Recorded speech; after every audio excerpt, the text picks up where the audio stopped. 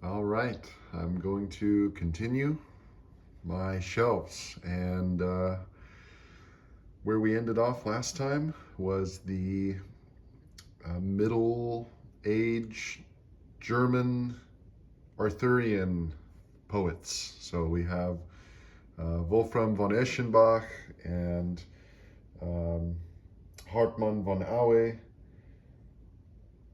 von Strasbourg, and continuing chronologically, we have the Carmina Burana, which is famous for having the poems that were associated with the Gauliards, the wandering scholars of the Middle Ages who didn't have a patron, so they would go around writing poems left and right and trying to impress people.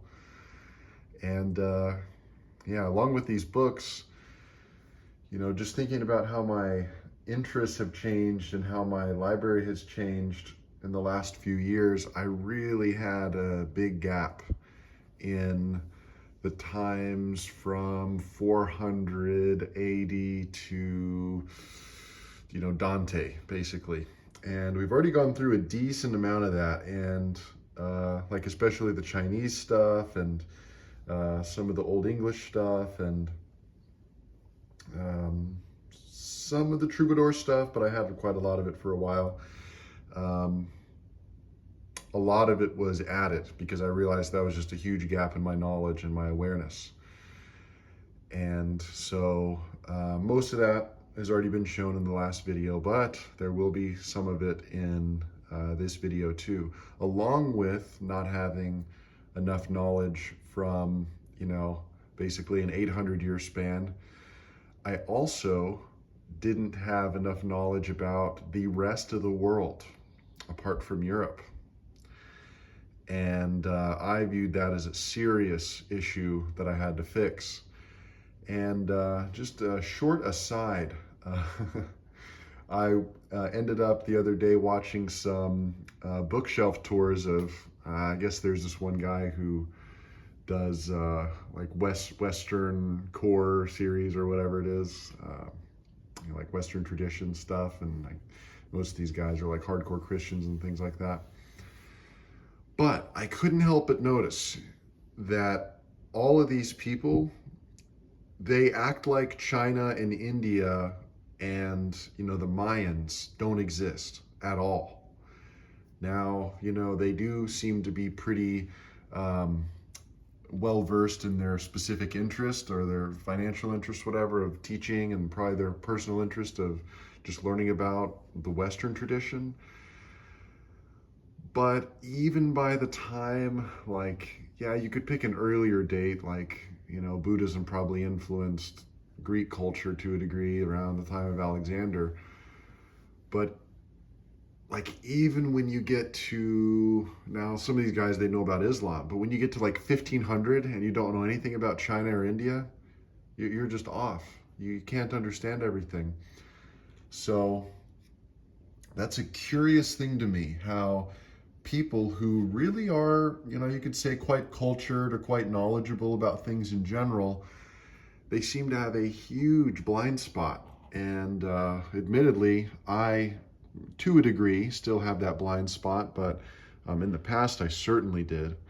And I've been working to fix that and educate myself. And so, anyway, you'll see some more of that too. My next book here, 3-volume work on the universities of Europe in the Middle Ages. And I'm so interested in that book, and it's kind of cool. It's published by Oxford, but I'm so interested in that book because of the early scholarship that was taking place. Next, the Renaissance of the 12th century. A lot of people know of the Italian Renaissance, but whenever you look at European Renaissance, you have the Renaissance of the 12th century, which was huge for translating works from the Islamic world into the Latin Europe of the time,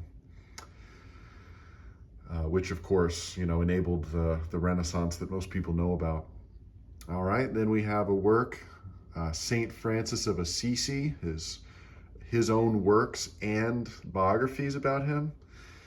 And St. Francis, I read, Angels and Saints by Elliot Weinberger, and that was kind of getting me more interested in the medieval era. And St. Francis was definitely one of the most impressive people that I read about in there. And so I put it high on my list to try to get a hold of something, and I was lucky to find that locally. A fellow I know I need to learn more about, we have Thomas Aquinas, and this is an Oxford kind of survey study of him, kind of looks at all of his works together and gives you an idea of his thought, philosophical thought. I do plan on, getting some more Aquinas works and that sort of thing, but at the moment, that's all I have. Let's see, Guillaume de Lory and Jean de Meaux, something like that. The Romance of the Rose, which was hugely influential for people like Chaucer, who we'll see in a little bit.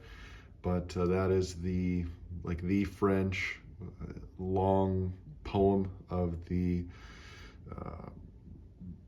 late 1200s. Then we have Petrarch, his Canzoniere and Invectives, and then of course we have Daunty, Dante Alighieri, and that's the biography of his that I like. Of course we have Erich Auerbach, his work on Dante. I found this complete works of Dante in the original Italian, and as you notice, that Toynbee is the Toynbee of this, Paget Toynbee, not Arnold Toynbee. And then La Vita Nuova, and then my preferred translation of the Divine Comedy.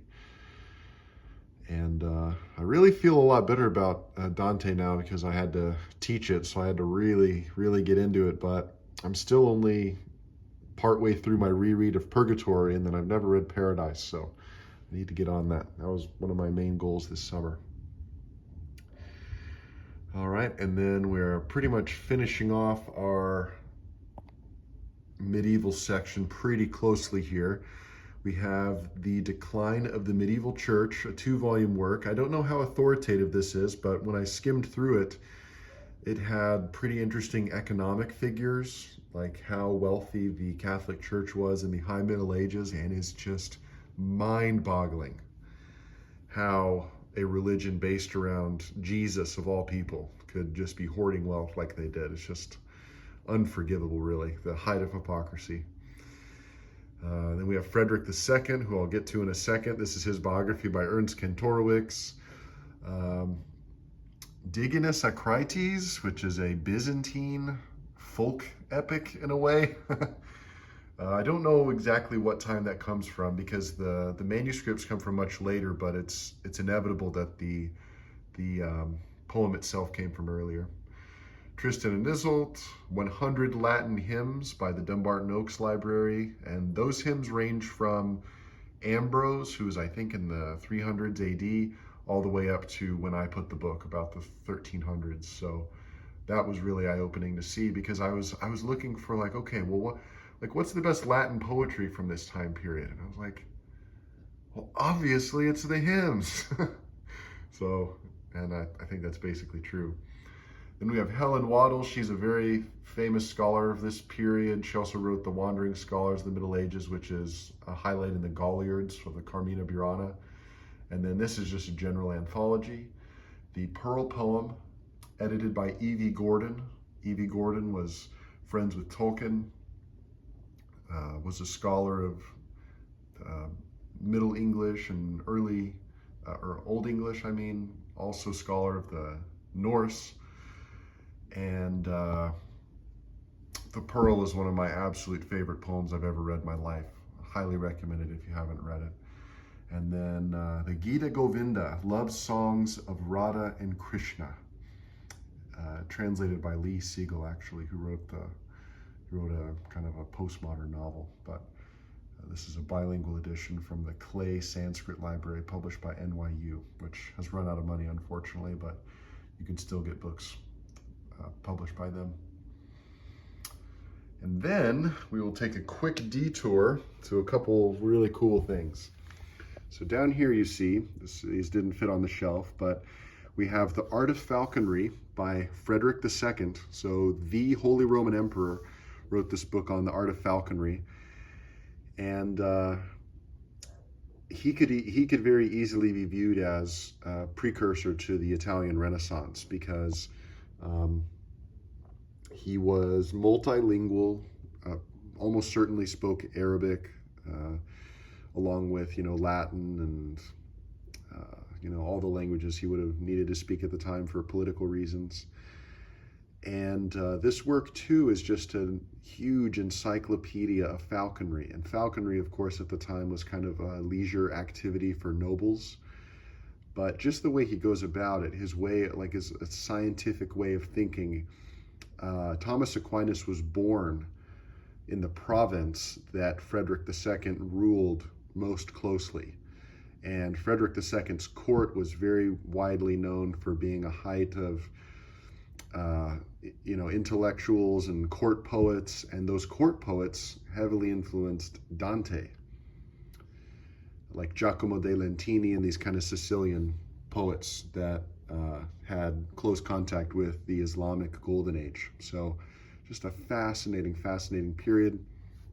And then these two, Penguin, Histories of the Middle Ages. We have Inheritance of Rome. Chris Wickham is a major scholar of the period from 400 to 1000, and then Europe in the High Middle Ages, William Chester Jordan. William Chester Jordan himself wrote a history of the Great Famine of 1315 to 1317 that I'm interested in, but I haven't read either of these yet. I'm working on the Inheritance of Rome, because the Middle Ages has just been a big gap of mine for one reason or another. Another cool book I have, this was edited, this Early English Text Society. It's a manual for nuns in the Middle Ages. And if I can get this stable, it was edited by none other than J.R.R. Tolkien himself. So more on that in a later video. And yeah, I think that's all I have to show down here for now. So we will go back up and continue chronologically. We have an edition of the C text of Piers Plowman. I have the B text elsewhere, and a full set of all the texts. So I can go into more detail on that later, but the B text is the cool one. You want the B text of Piers Plowman by William Langland. Boccaccio's the Decameron. Then we get to Geoffrey Chaucer and Geoffrey Chaucer's Canterbury Tales. Not this edition. The edition I got ended up being really messed up. But this modern library, Geoffrey Chaucer in the original Middle English, is the first book I bought online ever, when I was 17, because I was really into Chaucer. And then Derek Pearsall, he's a major scholar of this era, so you can get a hold of that. Pearsall's a good guy to look for. And then one of the highlights of my library, one of my prized possessions, is this full set of the Muqaddimah, translated by Franz Rosenthal, and of course it's written by Ibn Khaldun. This, I believe, is the British and Canadian edition, but so all the same words, has very fascinating maps.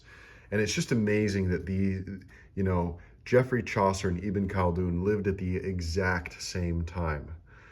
And it's just so eye-opening to realize that, in my opinion. So Muqaddimah is an introduction to history, but it's basically the most sophisticated work of historiography until you get to the 20th century. And it was written, around the year 1400, very quickly too, if you believe the stories about it. So just amazing stuff.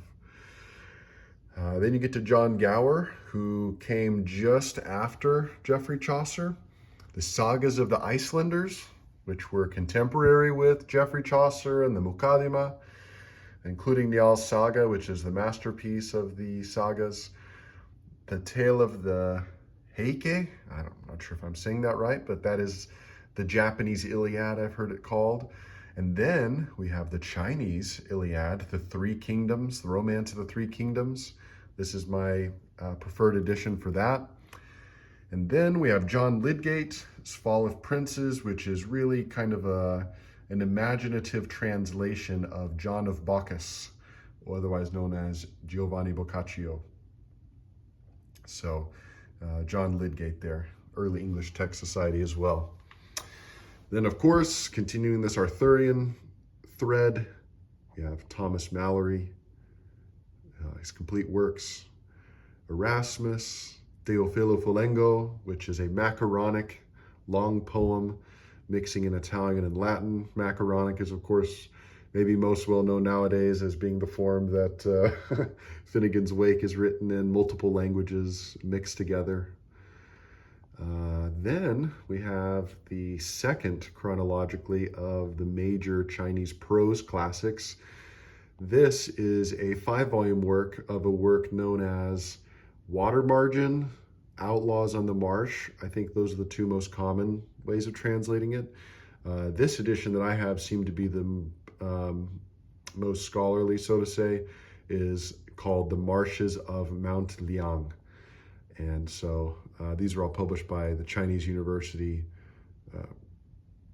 of Hong Kong Press.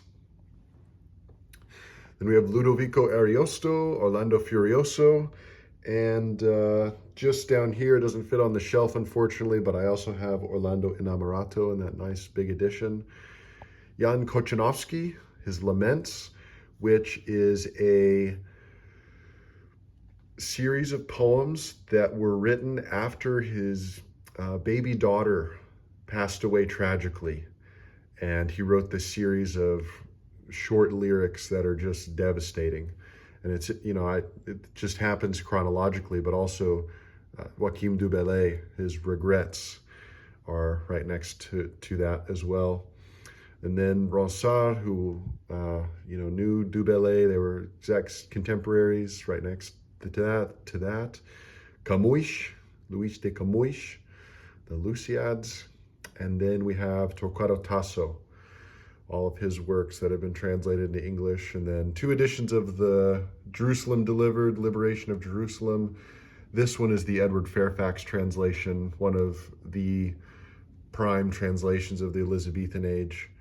And then this is a more recent translation that is a little bit quicker to read. I also have Giordano Bruno, The Expulsion of the Triumphant Beast, one of his works that got him burned alive for thinking the wrong thoughts by the Catholic Church. 2 other major Elizabethan translations. We have Newton's Seneca, that Shakespeare certainly would have read, and also Thomas North's Plutarch, that also Shakespeare certainly read.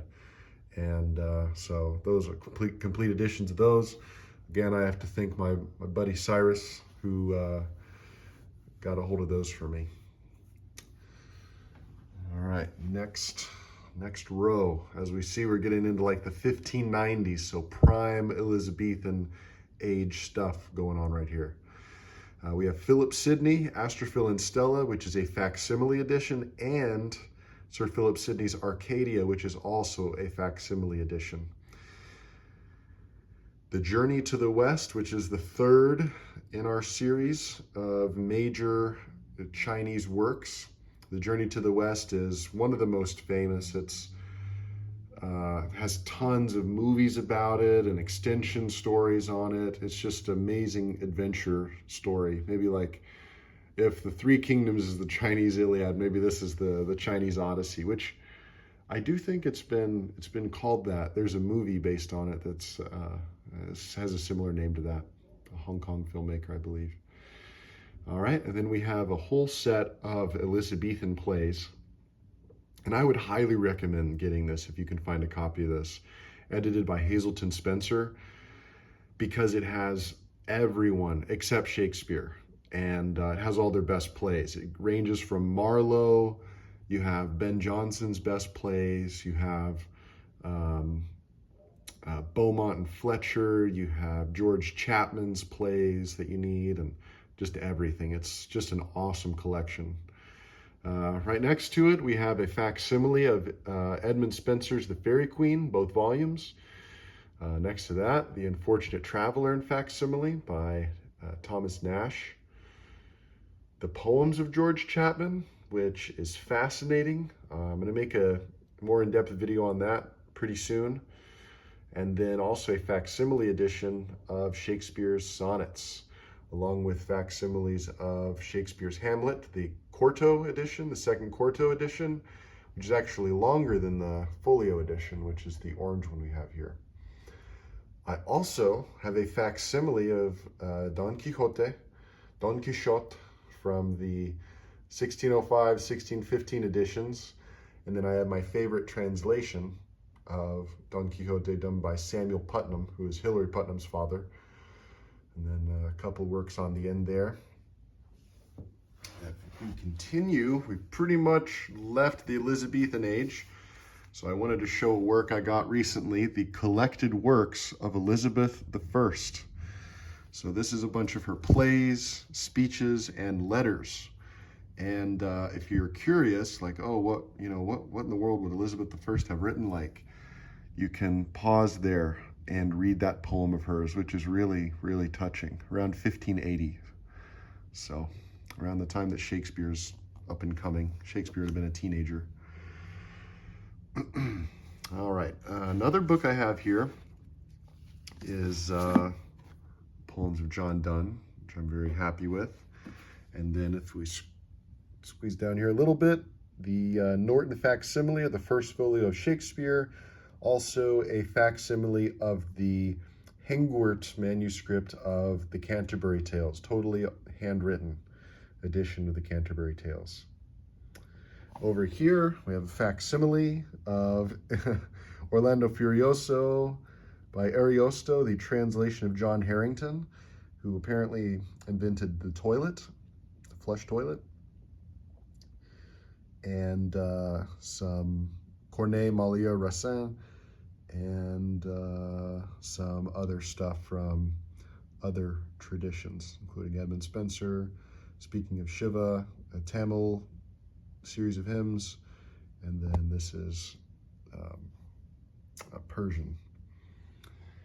All right, then we continue on our normal track. We have another of the major works of Chinese civilization. We have The Plum in the Golden Vase. And I just recently completed my set of this. This was due to a half-off sale by Princeton. This is all published in the Princeton, Oriental series. I can't remember what they call it, but East Asian Library, I think is what they've updated it to. And yeah, as you see, I have the first two hardcovers, and then Volume 4 is a hardcover, 3 and 5 is what I just got. For some reason, they're really hard to get in hardcover, so just got the paperbacks.